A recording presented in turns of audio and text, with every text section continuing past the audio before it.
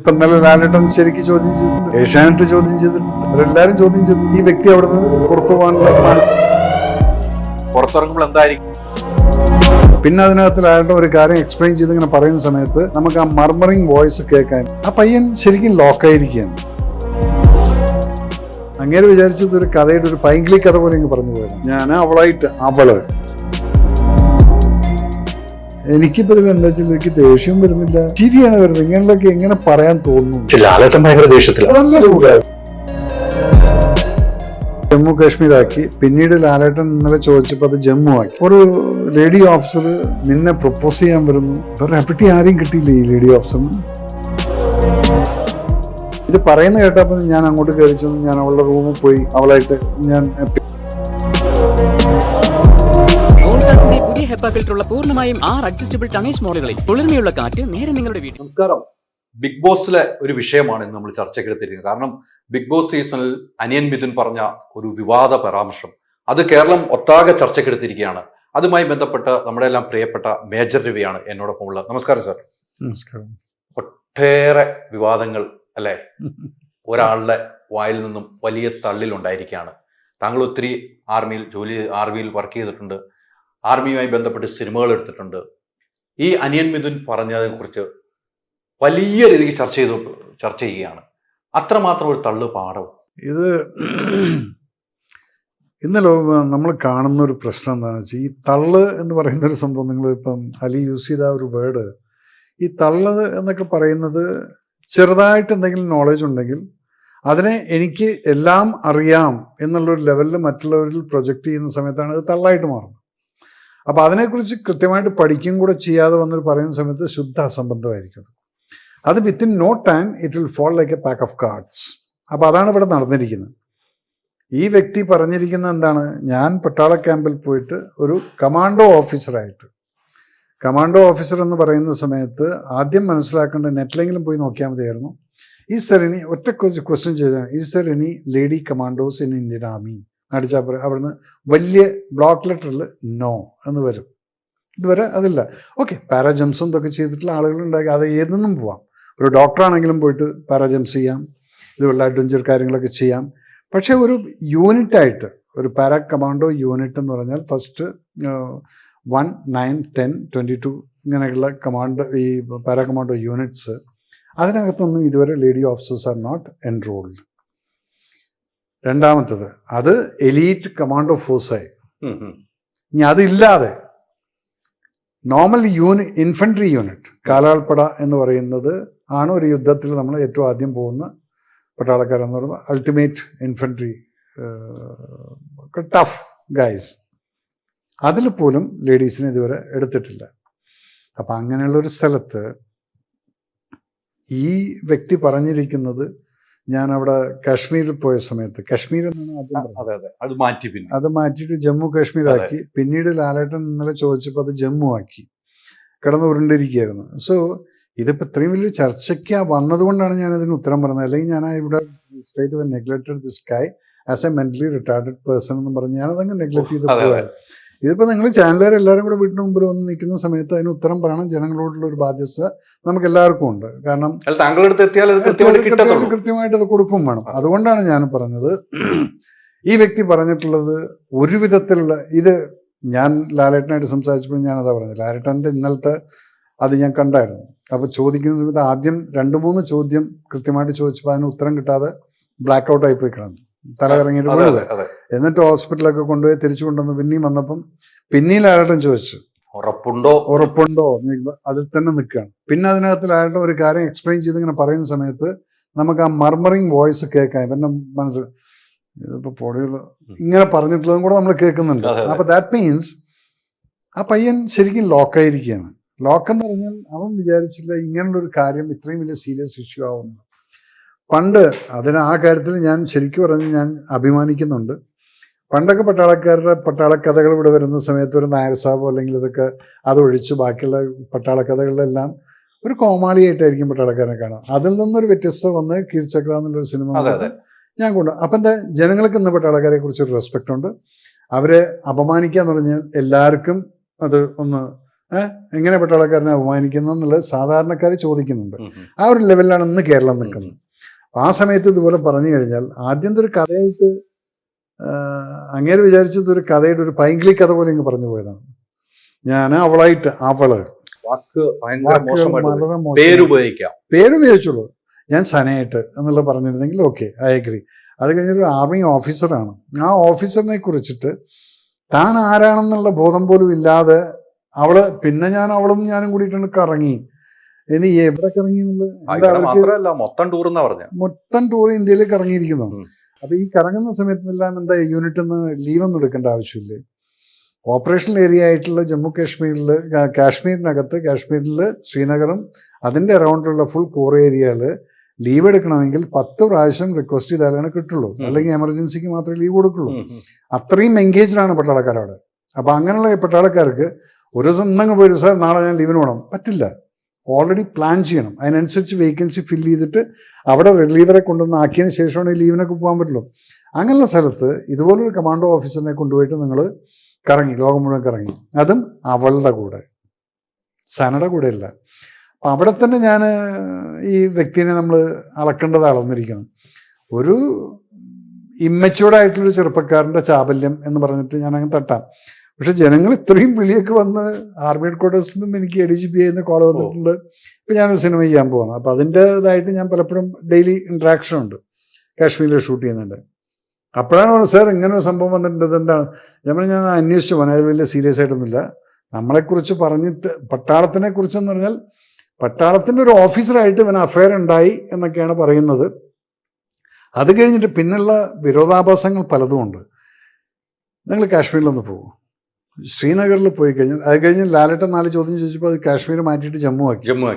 ശരി, ജമ്മു ആണെങ്കിൽ പിന്നെ അവിടെയുള്ള ഇൻസർജൻസി ഇതൊന്നുമില്ല, അവിടെ എല്ലാം പീസ് ഏരിയയാണ്.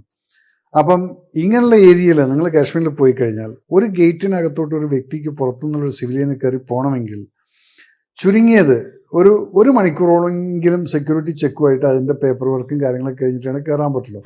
ഇത് പറയുന്ന കേട്ടപ്പോൾ ഞാൻ അങ്ങോട്ട് കയറി ചെന്ന് ഞാൻ അവളുടെ റൂമിൽ പോയി അവളായിട്ട് പിന്നെ ഞങ്ങൾ ആ ഒരു ചുളിവൊക്കെ കണ്ടപ്പോൾ വിചാരിച്ചു എന്തൊക്കെയോ വലിയ സംഭവങ്ങളൊക്കെ നടത്തിയിട്ട് ഒരു ഓഫീസർ ഇതിനു വേണ്ടി കാത്തിരിക്കുകയാണ്. ആ ലെവലിലേക്കാണ് പോയിരിക്കുന്നത്. ആദ്യം നിങ്ങളുടെ കഥയൊക്കെ പറയുന്നതിന് മുന്നേ നമ്മുടെ സ്വന്തം പേഴ്സണാലിറ്റിയെ കുറിച്ചൊരു അവലോകനം നടത്തണം. അതൊന്നും നടത്തിയിട്ടില്ല. അപ്പം ഞാനതിൻ്റെ കൺക്ലൂഷനിൽ വന്നിരിക്കുന്നത് വെച്ചാൽ ഇതൊരു മെൻ്റലി റിട്ടാർഡഡ് ആള് താൻ എന്താണെന്നുള്ളത് തന്നെത്താൻ ഒരു ഇമാജിനേഷൻ ഉണ്ടാക്കിയിട്ട് ഇത് പറഞ്ഞ് മനസ്സിനകത്തോട്ട് നിന്ന് കയറിയിട്ട് ഇത് ഇമാജിനറി സ്റ്റോറിയാണെന്നുള്ള ഇളം മറന്നു.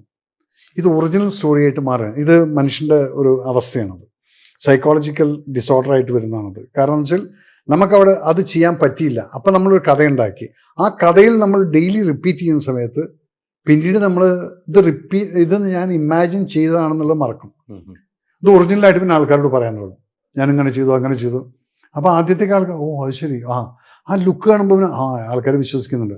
അങ്ങനെ അവനും അതങ്ങ് വിശ്വസിക്കുകയാണ്. ഇതാണ് ഇവിടെ നടന്നിരിക്കുക. അതാണ് ലാലേട്ടൻ ചോദിച്ചത്, നിനക്ക് പറയാൻ സമയമുണ്ട്, തെറ്റാണെങ്കിൽ പറഞ്ഞോ. അവൻ പറയുന്നില്ല, സമയം കൊടുത്തു പറയുന്നില്ല. കാരണം ഇത് മനസ്സ് കയറ്റിയിട്ട് ഇനി ഇതൊന്ന് ബ്രേക്ക് ചെയ്യണമെങ്കിൽ ഒഫീഷ്യലായിട്ടുള്ള ഇൻട്രോഗേഷൻ വേണം. ഒഫീഷ്യലായിട്ടെന്ന് പറഞ്ഞാൽ പട്ടാളം അത് ഹോം മിനിസ്റ്ററെ അറിയിച്ചു. അതിനുശേഷം NIA അവനെ വിളിച്ച് മോനബാ നീ ഏതിലേക്ക് പോകാൻ സാധ്യത വേണമെങ്കിൽ നമ്മുടെ ഇവിടുന്ന് ഒരു ഇനിഷ്യേറ്റീവ് എടുത്തു കഴിഞ്ഞാൽ ഇത് ചെയ്യാവുന്നേ ഉള്ളൂ. അത് പക്ഷെ ഞാൻ ആലോചിക്കുന്നതല്ല. നിങ്ങളൊക്കെ ഈ പറയുന്ന പോലെ നിങ്ങൾക്കൊക്കെ ഫെൽറ്റ് ബാഡ് ഇങ്ങനൊരു സംഭവം നടന്നപ്പോൾ ഒരു വ്യക്തി ഇതുപോലെയൊക്കെ പറയുന്ന സമയത്ത് അപ്പം ഞാൻ എൻ്റെ മെച്യൂരിറ്റി വെച്ചിട്ട് ഞാൻ ഇവരുടെ അടുത്ത് പറഞ്ഞത് നിങ്ങളിന്ന് രാത്രി എൻ്റെ അടുത്ത് സംസാരിക്കും. അതിന് മുന്നേ ഞാൻ കുറേ ആൾക്കാരായിട്ട് സംസാരിച്ചിട്ടും ഒഫീഷ്യലായിട്ടൊക്കെ സംസാരിച്ചിട്ട് ഞാൻ ഒരു 9 മണിക്ക് ശേഷം വിളിക്കുക. അപ്പം നമുക്ക് ഇതിനെക്കുറിച്ച് ചർച്ച ചെയ്യാം, എന്താണിത് ചെയ്യേണ്ടതെന്നുള്ളത്. അപ്പം കേട്ടിടത്തോളം ഈ വ്യക്തി ഫുഷു എന്നുള്ള മാർഷൽ ആർട്സിൻ്റെ കേരളത്തിൻ്റെ ബോസ് എന്ന് പറയുന്നതും ഇൻ്റർനാഷണൽ ജൂറി ക്യാപ്റ്റനൊക്കെ ആയിട്ടുള്ള ഒരു വ്യക്തിയുണ്ട്, ഡോക്ടർ ആരിഫ്. ഞങ്ങളുടെ പട്ടാമ്പി എൻ്റെ വീട്ടിന് ഓപ്പോസിറ്റിലായിരുന്നു. അത് തന്നെയാണ് പറഞ്ഞത്. അപ്പം അവിടെ എന്നെ വിളിച്ചിരുന്നു. ഇപ്പം ആരിഫ് എൻ്റെ അടുത്ത് പറഞ്ഞു. അപ്പം ഞങ്ങളുടെ വീട്ടിൻ്റെ മുമ്പിലായിരുന്നു താമസം. എനിക്ക് നല്ലപോലെ പരിചയമുണ്ട്, എനിക്കറിയില്ല. അവിടെ ഞങ്ങൾ വിളിച്ചിരുന്നു ഗുരുക്കളെന്നായിരുന്നു. അപ്പോൾ ഇവിടെ ഇപ്പോൾ ഈ ആരിഫ് എന്ന് പറഞ്ഞ് മെസ്സേജ് അയച്ചപ്പോൾ ഞാൻ മെസ്സേജ് എൻ്റെ അടുത്ത് ചോദിച്ചു, സാറിന് എന്നെ ഓർമ്മയില്ലേ, ഞാൻ സാറിൻ്റെ വീട്ടിന് മുമ്പിൽ അപ്പുറത്ത് തങ്ങന്മാരുടെ അവിടെ ഇരുന്ന് താമസിച്ചിരുന്നു. അപ്പോഴാണ് ഞാൻ ചോദിച്ചു ഓക്കെ. അപ്പം I know that he is not going to tell a lie. അപ്പം എൻ്റെ അടുത്ത് സാറേ ഇങ്ങനെ ഒരാൾ ഞങ്ങളുടെ ഫുഷൂറിൽ ഇല്ല. ഇല്ല. രണ്ടാമത്തത് ഇങ്ങേര് പറയുന്ന ജമ്മുവിലായിരുന്നു ഇങ്ങേരുടെ ഇൻസ്ട്രക്ടർ, ആ വ്യക്തി എൻ്റെ സ്റ്റുഡൻ്റാണ്, ആരിഫിൻ്റെ സ്റ്റുഡൻ്റാണ്. ഈ വ്യക്തിയുടെ ഇൻസ്ട്രക്ടർ എന്ന് പറയുന്ന എന്തോ ഒരു ഭരദ്വാജ് എന്തോ ആണ്.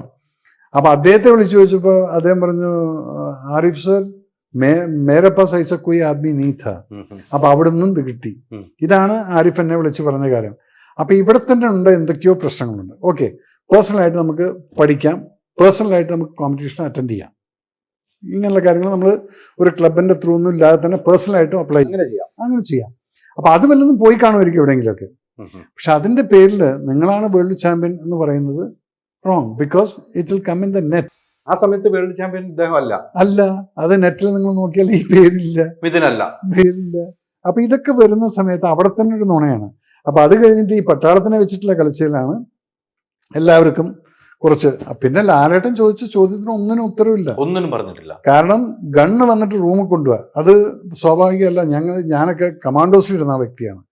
ഓപ്പറേഷനിൽ ഞങ്ങളുടെ ഇപ്പൊ ഞാൻ അലർട്ട് ടീം എന്ന് പറഞ്ഞിട്ടൊരു ടീം ഉണ്ടായിരിക്കും ഈ NSG കമാൻഡോയിൽ. അലർട്ട് ടീം എന്ന് പറഞ്ഞാൽ ഒരു മാസം ഞങ്ങൾക്ക് വീട്ടിൽ പോകാൻ പറ്റില്ല. ഞങ്ങൾ ആ ക്യാമ്പിൽ തന്നെ ആയിരിക്കും താമസിക്കുന്നത്. ഞങ്ങളുടെ ബസ്സിന്റെ മുകളിൽ ഫുൾ 52 സീറ്റർ ബസ്സിന്റെ മുകളിൽ ലോഡ് ചെയ്ത് എല്ലാവരുടെയും പാക്ക്, ഓരോരുത്തരുടെയും ക്യാപ്റ്റൻ രവി ഇന്ന നമ്പർ എന്നുള്ള ഒരു പാക്ക് ഉണ്ടായിരിക്കും. ആ പാക്കിനകത്ത് ഞങ്ങളുടെ വെപ്പൺ ഉണ്ടായിരിക്കും, അതിൻ്റെ ആംസ് ഉണ്ടായിരിക്കും, ആമിനേഷൻ ഉണ്ടായിരിക്കും, ഒരു ജോഡി ഡ്രസ് ഉണ്ടായിരിക്കും, ഷൂസ് ഉണ്ടായിരിക്കും, ബുള്ളറ്റ് പ്രൂഫ് ഉണ്ടായിരിക്കും. ഇതെല്ലാം ഉള്ള ഒരു പാക്ക്. ഇതെല്ലാം 52 പേരുടെയും കെട്ടിയിട്ട് അതിനകത്ത് വെച്ച് ടാർപ്പാളം വെച്ച് കെട്ടി വെച്ചിട്ടുണ്ടായിരിക്കും. ആ ബസ് റെഡി ടു മൂവ് ആണ്. ചാവിയും ബസ്സിനകത്ത് തന്നെ ആയിരിക്കും. അലേർട്ട് എന്നും പറഞ്ഞുള്ള കോൾ വന്നു കഴിഞ്ഞാൽ within 20 minutes we should be out of the gate, എയർപോർട്ടിലേക്ക് പോകാൻ വേണ്ടിയിട്ട്. അങ്ങനെയാണ്. അപ്പൊ അതുപോലും ഞങ്ങളുടെ റൂമിൽ വെക്കില്ല, ഈ വണ്ടിയിലാണ് വെച്ചിട്ടുണ്ടായിരിക്കുക. അത് കോട്ടറാടിന്റെ മുമ്പിൽ ഗാർഡിന്റെ മുമ്പിലായിരിക്കും. പിന്നെ NSGക്ക് അകത്തൊന്നും കയറിയിട്ട് ആർക്കും ഒന്നും ചെയ്യാൻ പറ്റില്ല. അതുകൊണ്ട് അത്രയും പ്രൊട്ടക്റ്റഡ് ആയിട്ടുള്ള സ്ഥലത്ത് ഇത് വെച്ചിരിക്കും. ഞങ്ങൾ വീട്ടിൽ കൊണ്ടുപോയില്ല. പിന്നെ വീട്ടില് പിന്നെ ഈവൻ ലാലേട്ടൻ പറഞ്ഞിട്ടുള്ള ആ സംഭവം കോട്ടർഗാർഡിനകത്താണ്, കോട്ടർഗാർഡിലെ കോത്തെന്ന് പറയുന്ന സ്ഥലത്താണ് ഈ വെപ്പൻസ് സൂക്ഷിച്ചിരിക്കുക. അത് ഓരോരുത്തരുടെ പേരിലും ഓരോരുത്തരുടെ നമ്പർ ഉണ്ടായിരുന്നു. പിന്നെ ക്യാപ്റ്റൻ രവിയുടെ ഗണ്ണ് 69 MB5 എന്നുള്ളത് അവിടെ വെച്ച് നമുക്ക് ആ 69 എടുത്തിട്ട് അങ്ങ് പോവാം. കാരണം അത് സീറോയും ചെയ്ത് വെച്ചിരിക്കുന്ന വെപ്പനായിരിക്കും. അപ്പം ഇതിനൊക്കെ കുറെ സിസ്റ്റം ഉണ്ട്. ഇതൊന്നും ഈ വ്യക്തിയോട് ഞാൻ 10 ചോദ്യം ചോദിച്ചു കഴിഞ്ഞാൽ ഇതിൽ 2 ചോദ്യം പോലും ഈ വ്യക്തിക്ക് ഉത്തരം പറയാൻ പറ്റില്ല. അത് ലാലേട്ടൻ ചോദിച്ചിട്ട് പോലും he's not able to answer it. അപ്പം ലാലേട്ടൻ ഞാൻ അതാണ് പറഞ്ഞത്, ഈസ് മെന്റലി സം ഡിസോർഡർ ഉണ്ട്. ഇത് രജിസ്റ്റർ ചെയ്തിരിക്കുന്നു. പണ്ടങ്ങാണ്ടോ പറഞ്ഞൊരു കഥ രജിസ്റ്റർ ചെയ്തിട്ട് അത് ആക്ച്വലി നടന്നതാണെന്നുള്ളത് താൻ തന്നെ ഇങ്ങ് വിശ്വസിച്ചിട്ട് പറഞ്ഞുകൊണ്ടിരിക്കും. അത്തരം ഒരു ഇപ്പൊ നമ്മൾ പറഞ്ഞ ജന എന്ന് പറയുന്ന ആ പെൺകുട്ടി, ആ മാഡം അവിടെ ആ സമയത്ത് ഉണ്ടായിരുന്നു എന്ന് രവി സാർ അന്വേഷിച്ചിരുന്നു. ഞാൻ ചോദിക്കട്ടെ, അലി ഇപ്പോൾ ഒരു ജേർണലിസ്റ്റാണ്. You check in to your complete website and നിങ്ങളുടെ മാത്രമല്ല, നിങ്ങൾ ഗൂഗിളിൽ ഒറ്റടി അടിച്ചാൽ മതി, അറിയാൻ പറ്റുന്നുണ്ട്. Is there a para-commando officer called Sana in Indian Army? അപ്പോൾ വരും നോൺ. ഓക്കെ. പിന്നെ നിങ്ങൾ എപ്പോഴെങ്കിലും റിപ്പോർട്ട് ചെയ്തിട്ടുണ്ടോ ഏതെങ്കിലും ഒരു എൻകൗണ്ടറിൽ ഒരു ലേഡി ഓഫീസർ മരിച്ചു എന്നുള്ളത്? ഇല്ല. കേസ് ഇതുവരെ ഇല്ല കേട്ടോ. Case closes the. അപ്പൊ അവിടെ അത് കഴിഞ്ഞു. പക്ഷെ ഈ വ്യക്തിക്ക് അറിയില്ല ഇതിന്റെ റിപ്രിക്കഷൻസ്. സീരിയസ് ആയിട്ട് ഈ വ്യക്തിക്ക് എഗൻസ്റ്റിൽ കേസ് എടുത്തു കഴിഞ്ഞാൽ ഇതിന് എന്തൊക്കെയാണെന്ന് അറിയാം. ഒന്ന്, ഇന്ത്യൻ ആർമിയുടെ സെക്യൂരിറ്റിനെ ചോദ്യം ചെയ്യാണ്. നിങ്ങളെപ്പോലൊരു വ്യക്തി എങ്ങനെ ഈ ക്യാമ്പുകളിൽ ഒരു സ്ത്രീ വിളിച്ചിട്ട് അകത്തേക്ക് പോയിട്ടുണ്ട്? ഏതാണ് സ്ത്രീ? എവിടെയാണ് ഈ ക്യാമ്പ്? ഈ സ്ഥലത്തിന്റെ പേര് ചോദിച്ചു കഴിഞ്ഞാൽ ഈ വ്യക്തിക്ക് പറയാൻ പറ്റില്ല.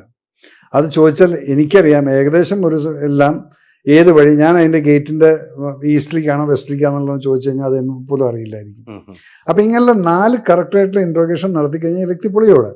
അപ്പം അതൊന്ന്. ഇതിനകത്ത് വരുന്ന സീരിയസ് ഇഷ്യൂ എന്ന് പറയുന്നത് ഇന്ത്യൻ ആർമിയുടെ സെക്യൂരിറ്റിനെയാണ് ചോദ്യം ചെയ്തിരിക്കുന്നത്. അത്രയും ഈസിയാണോ? ആർക്ക് വേണമെങ്കിലും അകത്തേക്കും കയറി ചെല്ലാമെന്നുള്ളതാണ്. ഇത് ചോദ്യം വന്നു കഴിഞ്ഞാൽ നീ എങ്ങനെ പോയി, നിന്നെ ആര് ഹെൽപ്പ് ചെയ്തു, ആ ഹെൽപ്പ് ചെയ്തിട്ടുള്ള വ്യക്തിയുടെ പേരെന്താണ്? സന എന്നാണെങ്കിൽ എവിടെയായിരുന്നു ഈ സന? ഞങ്ങളുടെ ക്യാമ്പിന് അങ്ങനെ ഒരു സനയില്ല. പിന്നെ നീ ഏത് ക്യാമ്പിൻ്റെ? ദാറ്റ് മീൻസ് നീ വല്ല മിലിറ്റന്റ് ക്യാമ്പിലാണോ പോയത്? ഈ മരിച്ചിരിക്കുന്ന സന എന്ന് പറയുന്നത് മിലിറ്റന്റ് ആയിരിക്കും. അതുകൊണ്ടാണല്ലോ കമാൻഡോ ആണെങ്കിൽ അവൻ വെടിവെച്ചാൽ നെറ്റിക്ക് കൊള്ളും. ഈ മിലിറ്റൻസ് വെടിവെച്ച് കഴിഞ്ഞാൽ നെഞ്ചത്തോ വല്ലയിടത്തൊക്കെയാണ് കൊള്ളുന്നത്, അല്ല നെറ്റിയിലൊന്നും കൊള്ളില്ല. അപ്പൊ അത് രണ്ടും തമ്മിലുള്ള വ്യത്യാസമുണ്ട്. നെഞ്ചത്താണ് വെടി കൊണ്ടെന്ന് പറയുന്നത്. പക്ഷെ പിന്നെ ഒരു മിലിറ്റന്റ് ആണെങ്കിൽ അവളുടെ ആ ശരീരത്തിൻ്റെ മുകളിൽ ഒരിക്കലും ദേശീയ പതാക ഉണ്ടാവില്ല. ഓബിയസ്ലി മിലിറ്ററിൻ്റെ മുകളിൽ ആര് ദേശീയ പതാക കൊടുക്കുക? അത് പട്ടാളക്കാരുടെ പ്രിവിലേജ് അല്ലേ അത്. അപ്പൊ പിന്നെ അത് കഴിഞ്ഞിട്ട് അതിൻ്റെ മുകളിൽ കെട്ടിപ്പിടിച്ച് കരഞ്ഞു. ഒരു ക്യാമ്പിനകത്ത് പോയി അവിടെ സ്വന്തക്കാരുടെ അടുത്തേക്ക് ബോഡി അങ്ങോട്ടാണ് കൊണ്ടുപോകുന്നത്. ക്യാമ്പിലേക്ക് അവരെ വരാൻ സമ്മതിക്കില്ല. ഇല്ല, ഇത് ഇവിടുന്നെല്ലാം പാക്ക് ചെയ്ത് പ്രോപ്പർ സല്യൂട്ടും കൊടുത്ത് സെറിമോണിയൽ ആ ഫയറിംഗ് എല്ലാം കഴിഞ്ഞ് 21 ഗൺ സല്യൂട്ടും കഴിഞ്ഞിട്ട് ഇതങ്ങ് യാത്ര അയച്ചു കഴിഞ്ഞാൽ പിന്നെ നാട്ടിലെത്തിക്കഴിഞ്ഞാൽ നിങ്ങൾക്ക് എല്ലാവർക്കും കാണാം. പക്ഷെ അവിടെ ക്യാമ്പിനകത്ത് എന്തൊക്കെയായി പറഞ്ഞു വെച്ചിരിക്കുന്നത്. സോ അതുകൊണ്ട് എന്താണെന്ന് വെച്ചാൽ ഇതിനകത്തൊരു മെന്റലി ഡിസോർഡർനെസ് ഉണ്ട്. ആ പയ്യൻ അറിയില്ല അതിൻ്റെ സീരിയസ്നെസ് എത്രയാണെന്ന്.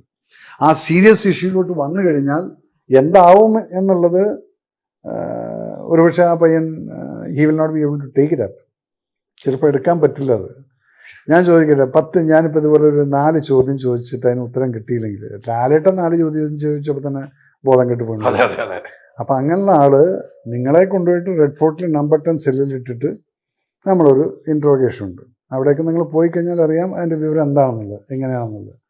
എത്രയോ വലിയ ഹാർഡ് കോർ ഓഫീസേഴ്സിനെ നമ്പർ 10 സെല്ലിൽ മിസ്അണ്ടർസ്റ്റാൻഡിങ്ങിൻ്റെ പേരിൽ സെല്ലിൽ കൊണ്ടുപോയിട്ട് ഇൻട്രോഗേറ്റ് ചെയ്തിട്ട് ഒരാളും 2 ദിവസം 3 ദിവസത്തിൽ കൂടുതലൊന്നും നിൽക്കില്ല. ഈ ഓഫീസർ ഒരു മിസ്അണ്ടർസ്റ്റാൻഡിങ്ങിൻ്റെ മുകളിൽ ഈ ഓഫീസറിനെ 30 ദിവസത്തോളം ഇയാൾ അവിടെ സർവൈവ് ചെയ്തിട്ടുണ്ട്. ഒരു കമാൻഡോയായിരുന്നു, നിരപരാധിയാണ്. പക്ഷെ സാഹചര്യ തെളിവുകൾ അദ്ദേഹത്തിന് അഗൻസ്റ്റ് ആയിട്ടാണ്. പക്ഷെ ആർക്കൊന്നും പ്രൂവ് ചെയ്യാൻ പറ്റിയിട്ടില്ല. പക്ഷെ എങ്കിലും ഈ വ്യക്തി പിന്നെ പുറത്തേക്ക് ഇറങ്ങിയിട്ടുള്ളത് വേറൊരു ലെവലിലായിരുന്നു. സോ അത്രയും ടഫായിട്ടുള്ള ആളുകൾക്ക് പോലും നിൽക്കാൻ പറ്റാത്തത് ഈ പയ്യനെ കൊണ്ടുപോയിട്ട് ഇൻട്രോഗേഷൻ കൊണ്ടുപോയി കഴിഞ്ഞാൽ വാട്ട് വിൽ ഹാപ്പൻ? അതുകൊണ്ട് I just feel പിറ്റി for him. ഇതുപോലുള്ള കാര്യങ്ങളൊക്കെ പറയുന്നതിന് മുന്നേ ഇനിയും ചെറുപ്പക്കാർ ആലോചിക്കുക. ഈ പട്ടാളവും അവിടുത്തെ ലേഡീസ്, അതും ആ ലേഡിക്ക് റെസ്പെക്ട് കൊടുത്തില്ല എന്ന് കണ്ടപ്പോൾ തന്നെ മനസ്സിലായി ഒരിക്കലും കഥ വേറെയാണല്ലോ. ഈ അവളെന്നൊക്കെ പറഞ്ഞപ്പോൾ തന്നെ ഞാൻ മനസ്സിലാക്കി, ഇല്ല, ഓരോ ഓഫീസറോ അല്ലെങ്കിൽ ഒരു ഞങ്ങളുടെ ഓഫീസേഴ്സിൻ്റെ മോട്ടോ തന്നെയുണ്ട്, ലേഡീസ് ഫസ്റ്റ് എന്ന്. അത് നിങ്ങൾ ഒരു ക്യാമ്പിൽ പോയി കഴിഞ്ഞാലും ശരി. ഞാനിപ്പം ചീഫിൻ്റെ ADC ആയിരുന്നു, ആർമി ചീഫ് എന്ന് പറഞ്ഞാൽ ടോപ്പ്. പക്ഷെ ചില പാർട്ടികളിൽ എൻ്റെ വൈഫിനെയും കൊണ്ടുപോകാം. അവിടെ കൊണ്ടുപോയി കഴിഞ്ഞാൽ ആദ്യം പ്ലേറ്റ് എടുക്കുന്ന എൻ്റെ വൈഫായിരിക്കും. കാരണം she's A junior most lady. ആ ലേഡിക്കാണ് ചീഫിനേക്കാൾ പ്രയോറിറ്റി എടുക്കുക. അവിടെയാണ് പറയുന്നത് ലേഡീസ് ഫസ്റ്റ്. അത്രയും റെസ്പെക്റ്റ് കൊടുക്കുന്ന ഒരു സിസ്റ്റമാണ് അവിടെ. നീ കയറിയിട്ട് ഒരു ലേഡി ഓഫീസർ നിന്നെ പ്രപ്പോസ് ചെയ്യാൻ വരുന്നു. വേറെ എവിടെ ആരെയും കിട്ടിയില്ല ഈ ലേഡി ഓഫീസറിന്. സോ അത്രയ്ക്കുള്ള ക്വാളിഫിക്കേഷൻ എന്താണ് നിൻ്റെ അടുത്തുള്ളത്? What did you prove to her that you are something macho എന്നുള്ളത്? തൻ്റെ പേരിവിടെ ഫുഷൂൽ പോലും ഇല്ല. താൻ അവിടെയും കൂടെ ഫേക്ക് ചെയ്തിരിക്കുകയാണ്. ഏഷ്യാനെറ്റിൻ്റെയും കൂടെ താൻ ഫേക്ക് ചെയ്തിരിക്കുന്നു. അല്ല, ഏഷ്യാനെറ്റ് അത് അന്വേഷിക്കണ്ടേ? ഏഷ്യാനെറ്റ് എന്ന് പറഞ്ഞ കൊടുത്തിരിക്കുന്നത് അല്ലേ?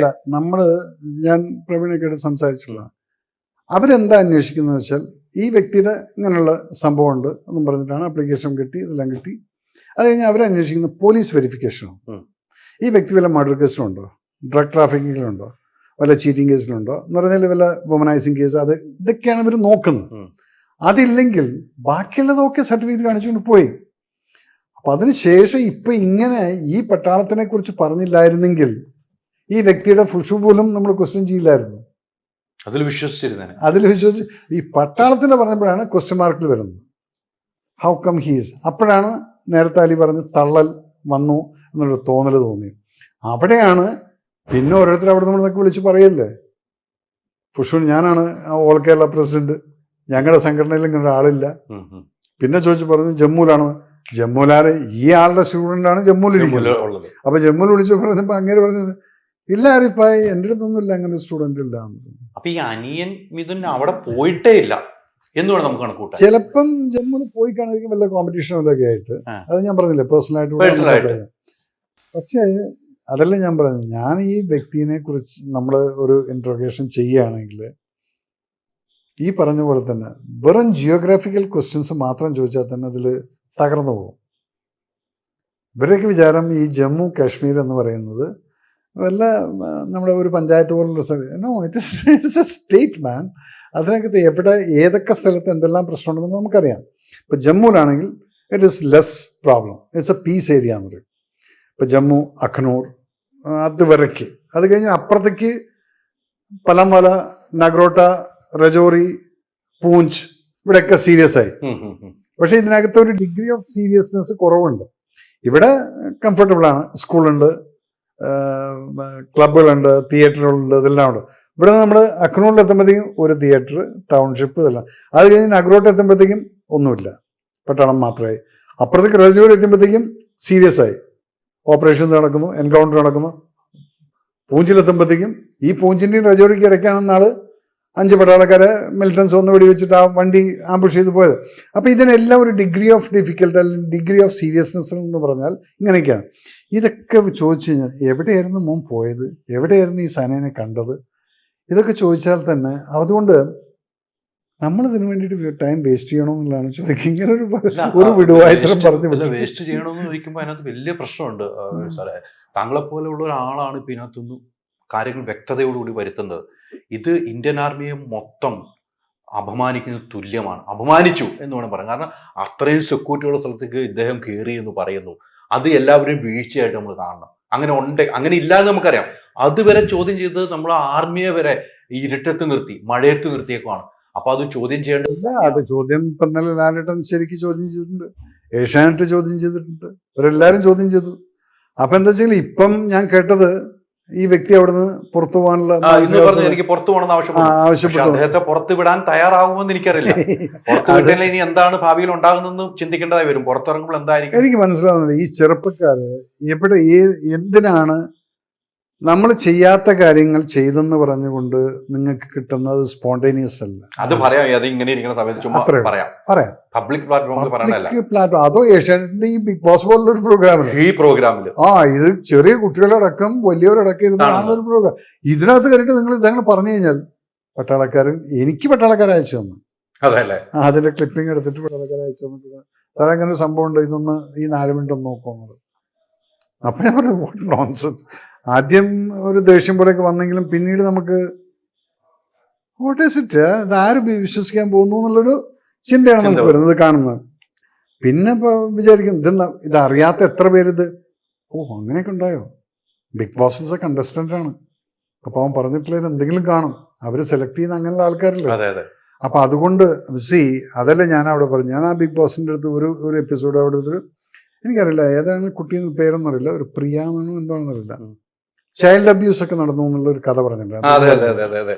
You feel so sad about it. Helplessness. ഒരു പെൺകുട്ടിയുടെ നിസ്സഹായ അവസ്ഥ തന്നെത്താൻ പറയുന്ന സമയത്ത് നല്ലൊരു കാര്യമാണ്. എൻ്റെ എക്സ്പീരിയൻസ് ഞാൻ പറയുന്ന സമയത്ത് അതിനകത്ത് സിൻസിയറിറ്റി, ആത്മാർത്ഥത ഉണ്ടെന്നുള്ളത് നമുക്ക് തോന്നുമ്പോൾ വി ഫീൽ ബാഡ്. ആ കുട്ടിയോട് സഹതാപം തോന്നും. ഇത് സഹതാപമല്ല, ഇത് എനിക്കത് ഇതെന്ത് കിളിവരിക്കും. എന്നിട്ട് ലാലേട്ടൻ 10 പ്രാവശ്യം ചോദിച്ചു, ഇപ്പോഴും സമയമുണ്ട്, നീ മാപ്പ് പറഞ്ഞ് മിണ്ടാതെ അവിടെ ഇരുന്നോ, തിരിച്ചൊന്ന് ചോദിച്ചു, പറഞ്ഞില്ല. ദാറ്റ് മീൻസ് എനിക്ക് തോന്നുന്നു മെന്റലി എന്തോ പ്രശ്നമുണ്ടെന്നുള്ളതാണ്. അല്ലാതെ ഈ ലേഡീസിന്റെ എടുത്ത ഒരു സാധനം ലാലേട്ടൻ 1992 കാലഘട്ടത്തിലാണെന്ന് തോന്നുന്നു അല്ലേ? അങ്ങനെയല്ലേ? 92 first time Indian army, navy, എയർഫോഴ്സിൽ 3 ഇതിലേക്കും ലേഡീസിനെ എൻറോൾ ചെയ്യുന്നു. 92 ജൂണോ ഡിസംബർ, എനിക്ക് തോന്നുന്നു ജൂൺ മാസത്തിലാണ്. അപ്പം ആ പാസിംഗ് ഔട്ടിലൊക്കെ ഞാൻ പോയിട്ടുണ്ട്. ഫസ്റ്റ് ടൈം NDA എന്ന് പാസ് ഔട്ട്, മറ്റേ ഇവിടുന്ന് IMA എന്ന് പാസിംഗ് ഔട്ട്, ഇവിടുത്തെ പാസിംഗ് ഔട്ട്, ഇതെല്ലാം കൂടെ നമ്മൾ OTA എന്നായിരുന്നു ഇവരുടെ പാസിംഗ് ഔട്ട് ഉണ്ടായിരുന്നു. അപ്പം ആർമിക്കാരുടെ പാസിംഗ് ഔട്ടിന് പോയിട്ടുണ്ട്. അത് കഴിഞ്ഞിട്ട് ഇത്രയും വർഷമായിട്ട് ഇപ്പോൾ കഴിഞ്ഞ വർഷത്തിലാണ് കൊമ്പാറ്റ് ഫോം എന്ന് പറഞ്ഞാൽ അതും അതുപോലെ തന്നെ ഇപ്പം സപ്പോർട്ടിങ് ആംസ്, ഇൻഫൻട്രി കഴിഞ്ഞാൽ അവരെ സപ്പോർട്ട് ചെയ്യുന്ന ആർട്ടിലറി, അതുപോലെ തന്നെ എഞ്ചിനീയേഴ്സ്, പാലം, ബ്രിഡ്ജ് പണിക്കാർ, അതെല്ലാം കുറേ ഉണ്ട് സപ്പോർട്ടിങ് ആംസ്. ഇതിലോട്ട് ആർട്ടിലറിയിലോട്ട് ഗൺ ഫയറിംഗ് യൂണിറ്റിലോട്ട് കയറ്റിയിരിക്കുന്നത് ഈ വർഷത്തിലാണ്. ഇനിയും അവർ ഇൻഫൻട്രിയിലോട്ട് കയറിയിട്ടില്ല. ഇൻഫൻട്രി കയറിയതിന് ശേഷമാണ് അവിടുന്ന് കമാൻഡോസിലേക്ക് സെലക്ട് ആവുന്നത്. അത് നിങ്ങളുടെ ഫിസിക്കൽ ടഫ്നെസ്സും മെൻ്റൽ ടഫ്നെസ്സും വെച്ചിട്ടാണ്. അങ്ങനെ അത്രയും മെൻ്റൽ ടഫായിട്ട് ട്രെയിൻ ചെയ്ത് വന്നിരിക്കുന്ന ഒരു കുട്ടി, ഡു യു തിങ്ക് ദർക്ക് പെട്ടെന്ന് ഇതുപോലെ ഒരാളെ കാണുമ്പോഴത്തേക്കും പ്രപ്പോസ് ചെയ്യുക? എനിക്കത് മനസ്സിലാവുന്നില്ല. ഒരാളെ കാണുമ്പോഴത്തേക്കും പ്രപ്പോസ് ചെയ്യുന്നതിൻ്റെ കാര്യം എന്താണെന്നുള്ളത്. അപ്പം അത് എന്തോ അപാകത എന്ന് പറഞ്ഞാൽ എനിക്കിപ്പോൾ ഇതിൽ എന്താ വെച്ചാൽ എനിക്ക് ദേഷ്യം വരുന്നില്ല, ചിരിയാണ് വരുന്നത്. ഇങ്ങനെയുള്ളതൊക്കെ എങ്ങനെ പറയാൻ തോന്നുന്നുണ്ട്. പക്ഷെ ലാലേട്ടൻ ഭയങ്കര ദേഷ്യത്തിലാണ്. നല്ല ചൂടിലായിരുന്നു. കാരണം ലാലേട്ടൻ ലാല് ഭയങ്കര ദേഷ്യത്തിലാണ്. ലാലേട്ടൻ ഉൾപ്പെടുന്നതാണ് ആർമി എന്ന് പറയുന്നത്. അത് തന്നെ, ലാലിപ്പം ഞങ്ങളൊക്കെ ഒരുമിച്ച് നഗറോട്ടിയിലും അതെ, ശ്രീനഗറിലും എല്ലാം പൂന്ത് വിളയായിട്ടുണ്ട്. ഞാൻ എല്ലാ യൂണിറ്റിലും എല്ലാ സ്ഥലങ്ങളിലും കൊണ്ടുപോയി കാണിച്ചിട്ടുണ്ട്. ഓരോ സ്ഥലത്തിന്റെ സീരിയസ്നെസ് എന്താണ്. കീർത്തിചക്രം നമ്മൾ ഷൂട്ട് ചെയ്തിരിക്കുന്ന BB ക്യാമ്പിനകത്താണ്. ആ ഗേറ്റിനകത്തോട് കയറെങ്കിൽ 8 ഗേറ്റാണ്. ഒരേ സ്ഥലത്ത് 8 ഗേറ്റുകളാണ്. ഒന്ന് കിടന്നു, എന്നിട്ട് വണ്ടി പിന്നെ ഒരു 5 അടി പോയി കഴിഞ്ഞാൽ വേറൊരു ചെക്ക്, അത് കഴിഞ്ഞാൽ അപ്പുറത്ത്, അങ്ങനെ 8 ഗേറ്റ് കിടന്നിട്ടാണ് നമ്മൾ ഷൂട്ടിങ്ങിന് പോകുന്നത്. ഇതൊക്കെ ലാലേട്ടൻ കണ്ടിട്ടുള്ളതാണ്. അതുകൊണ്ടാണ് ലാലേട്ടൻ ക്ലിയർലി ചോദിക്കുന്നത്, ഈ എവിടുത്തെ കാര്യമാണ് ഈ പറയുന്നത്. അത് ചോദിച്ചു കഴിഞ്ഞാലും ഹെഡപ്പൻ്റെ ഇല്ല, ഞാൻ പറയുന്നത് സത്യമാണ്. അതെന്താ വെച്ചാൽ ലാലേട്ടനൊരു ലിമിറ്റേഷൻ ഉണ്ട്. ഇതൊരു പ്രോഗ്രാമാണ്. അതെ അതെ അതെ. ഞാൻ വിളിച്ച് ഇത് വന്നിട്ട് ഈ വ്യക്തി എൻ്റെ മുന്നിൽ ഞാനൊരു ഒഫീഷ്യൽ കപ്പാസിറ്റിയിൽ ഇരിക്കുന്ന സമയത്ത് ഇൻട്രോഗേഷന് വരികയാണ്. ഈ കാര്യങ്ങളും പറഞ്ഞത് ഞാൻ പോയിന്റുകൾ നോട്ട് ചെയ്യും. 1, 2, 3, 4. ഞാൻ പറയുന്നു, Ali just give me 5 minutes, is finished. തീരുമാനമാക്കണം. അപ്പൊ അത് ലാലേട്ടന്റെ ലിമിറ്റേഷൻ എന്തൊക്കെ ഒരു TV പ്രോഗ്രാം. പിന്നെ തീർച്ചയായിട്ടും. And he got no business to take the law into his hand. അതെല്ലാം ലാലേട്ടൻ കൃത്യമായിട്ട് ചെയ്തിട്ടുണ്ട്. എന്നിട്ടും അഡമൻ്റായിട്ട് സംസാരിക്കുന്നു എന്ന് പറയുന്ന സമയത്ത് സൈക്കോളജിക്കലി, ഇല്ലെങ്കിൽ അവിടെ പറയാം, Lalettan I am really sorry, I was in an imaginary world, I am sorry. എല്ലാവരും ഈ ചർച്ച ഒന്നും ഉണ്ടാവില്ല, നിങ്ങളുടെയൊക്കെ പരിപാടി തീർന്നില്ല. ഇതെന്ത് പറ്റി, അതും പിടിച്ചു കൊണ്ടുപോകുന്നുണ്ട്. So I wish him all the best, God bless him. പക്ഷെ അവിടെ 2 കാര്യം നമുക്ക് ആ സമയത്ത് ശ്രദ്ധിക്കാം. നമുക്ക് അഖിൽമാരാർ ഉൾപ്പെടെ ഉള്ളവർ പറയുന്നുണ്ട്. അത് കഴിഞ്ഞിട്ട് പറഞ്ഞല്ലോ, സെറീന ഉൾപ്പെടെ പറയുന്നുണ്ട്. യെസ്, അഖിൽ പറഞ്ഞു, I can believe all this things. കാരണം അഖിലും നന്നായിട്ട് വായിച്ചിട്ടും പഠിച്ചിട്ടും ഒക്കെ ഉള്ളൊരു, സോ ഈ നോസ് അബൌട്ട് ദിസ് തിങ്. അപ്പം പക്ഷെ അതിൽ ചിലര് അന്തം വിട്ട് നോക്കിക്കൊണ്ടിരിക്കുന്നത് ഞാൻ കണ്ടിരുന്നു. പക്ഷെ 90% ആളുകള് നിർത്തിയാ മതിയായിരുന്നു എന്നായിരിക്കും ഇങ്ങനെയൊക്കെ ഇരിക്കുന്നത് കാണുമ്പോൾ തന്നെ നമുക്ക് മനസ്സിലാവും they are not taking it. അതിൽ 90% കണ്ടസ്റ്റന്റ് 1-2 ആളുകൾ എന്തൊക്കെ ഈ പറഞ്ഞു ആദ്യമായിട്ട് കേൾക്കുകയായിരിക്കും ചിലപ്പം. മറ്റൊരു കേട്ടപ്പോൾ തന്നെ ഇത് പുഷ്ടിട്ട് അപ്പം തന്നെ മനസ്സിലാവും ഇത് ഇറ്റ്സ് നോട്ട്. നല്ല സ്വപ്നം കണ്ട പ്രണയമായിരിക്കും ചിലപ്പോൾ. ആവാം, യു നെവർ നോ. ഇങ്ങനൊരു സ്വപ്ന ലോകത്തിൽ പോയിട്ട് അതിനെ കഥയാക്കി മാറ്റിയിട്ട് തൻ്റെ കഥയാണെന്നുള്ളത് അങ്ങ് ഉള്ളിലോട്ടങ്ങ് ആക്കി ആവാഹിച്ചെടുത്തതിന് ശേഷം ഇനി ഇതിനെ മാറ്റാൻ അയാൾ തയ്യാറില്ല. That is what. അതാണ് അവിടെ പറഞ്ഞിരിക്കുന്നത്. പക്ഷെ പറഞ്ഞത് കൂടിപ്പോയി. ഇത് ഇത് ആരെങ്കിലും ഇപ്പൊ ഒരു കേസ് കൊടുത്താൽ വലിയ ഇതാവും അല്ലേ? കേസല്ല, ഇപ്പൊ ഓൾറെഡി ആർമി ഇന്നിപ്പോ രാത്രി 9 o'clock ഡിസ്കഷൻ ഉണ്ട്. ഞാനത്ര വലിയ സീരിയസ് എന്ന് പറഞ്ഞാൽ നമ്മള് ഇതിന് ടൈം വേസ്റ്റ് ചെയ്യണമെന്നുള്ളൊരു തോന്നലാണ് എനിക്ക്. പറയാം, അത് പറഞ്ഞിട്ട് എന്താണെന്ന് വെച്ചാൽ ഡിസ്കഷൻ നമുക്ക് എടുക്കാം. പക്ഷെ ഇത് ഇത്ര വലിയൊരു ഇഷ്യൂ ആക്കണമെന്നുള്ളതിന്റെ മുകളിൽ ഞാൻ, കാരണം I am not going to get involve in this thing and based matter. എനിക്ക് എൻ്റെ ഷൂട്ടിങ്ങും കാര്യമുണ്ട്. പക്ഷെ ഒപ്പീനിയൻ ചോദിച്ചു കഴിഞ്ഞാൽ ഇത് ഇന്നതാണ്, ഇത് ആവശ്യമുണ്ടെങ്കിൽ നിങ്ങൾക്ക് ചെയ്യണമെങ്കിൽ ചെയ്യാം. ഇത് കഴിഞ്ഞിട്ട് NIAക്ക് റിപ്പോർട്ട് കൊടുത്തേക്ക്, അവർ വിളിക്കട്ടെ. അവർ വിളിച്ചിട്ട് നിങ്ങളുടെ ഇൻട്രോഗേഷന് ഹാൻഡ് ഓവർ ചെയ്യാൻ പറഞ്ഞു കഴിഞ്ഞാൽ അപ്പം അറിയാം നീ എവിടെ പോയി, ഏത് ക്യാമ്പിൽ പോയി, ഏത് ക്യാമ്പിലാണ് ഇത്രയും സെക്യൂരിറ്റി ലാബ്സ് നമുക്കറിയണമല്ലോ. നീ പോയെന്ന് പറയുന്ന സ്ഥലം അത്രയും സെക്യൂരിറ്റി ലാബ്സ് ആയതുകൊണ്ടല്ലേ കൂട്ടണം നമുക്ക്. അപ്പൊ അതുകൊണ്ട് നീ വാ മോനെ പറഞ്ഞതാ, ഞങ്ങൾക്ക് എത്തിക്കാൻ വേണമെങ്കിൽ, അല്ലെങ്കിൽ ജസ്റ്റ് നെഗ്ലക്ട്. എന്തായാലും താങ്കൾ അതിന് പോകുന്നില്ല. പക്ഷെ ആർമി ഇപ്പൊ സംസാരിച്ചിട്ടുണ്ട്. രാത്രി സംസാരിച്ചതിന് ശേഷം നമുക്ക് തീരുമാനത്തിലേക്ക് എത്തും അല്ലെ? അത്രയും എത്തുന്നു. ഞാനതൊരു മണ്ടത്തരായിട്ടാണ് കണക്കാക്കുന്നത്. ആ പയ്യന് വിവരം, അത് ലാക്ക് ഓഫ് നോളേജോ അത് എവിടേക്കോ എന്തൊക്കെയോ പാലിച്ചിട്ടുണ്ട്. അപ്പൊ അവന്റെ മാർഷൽ ആർട്സുകാർ തന്നെ അവനെ തിരസ്കരിച്ചു. ഞങ്ങളുടെ ഇങ്ങനെ ആളുകൾ. അപ്പൊ അതില് ആ കുട്ടിക്ക് എന്തോ പ്രശ്നമുണ്ട്. ലാലേട്ടനെ ഉൾപ്പെടെ തെറ്റിദ്ധരിപ്പിച്ചു. അപ്പൊ ലാലേട്ടൻ നുണ പറയുന്ന പോലെയായില്ലേ? അല്ല, ഞാൻ കറക്റ്റ് ആണെന്നുള്ള പറയുന്ന സമയത്ത് ലാൽ എന്ന വ്യക്തി പട്ടാളത്തെ കുറിച്ച് ഒരു വെബ്സൈറ്റ് അടക്കം കൊണ്ടു നടക്കുന്ന ആളാണ്. അപ്പൊ അതുകൊണ്ട് ഞാനിതെല്ലാം അപ്ഡേറ്റ് ചെയ്യുന്നുണ്ട് എല്ലാ കാര്യങ്ങളും. അങ്ങനെയുള്ള ഒരു വ്യക്തിനെ ഞാൻ സംസാരിച്ചു ഡിസ്കഷൻ. സോ അതിനകത്ത് തന്നെയാണ് പറഞ്ഞത്, ഇതുപോലുള്ള കാര്യങ്ങളൊക്കെ നമുക്ക് എങ്ങനെ അക്സെപ്റ്റ് ചെയ്യാൻ പറ്റുമെന്ന് ചോദിച്ചു. ശരിയാണ്. അപ്പൊ ഇതിൽ കൂടുതൽ എനിക്കൊന്നും പറയാനില്ല അലി. എനിക്ക് വേറെ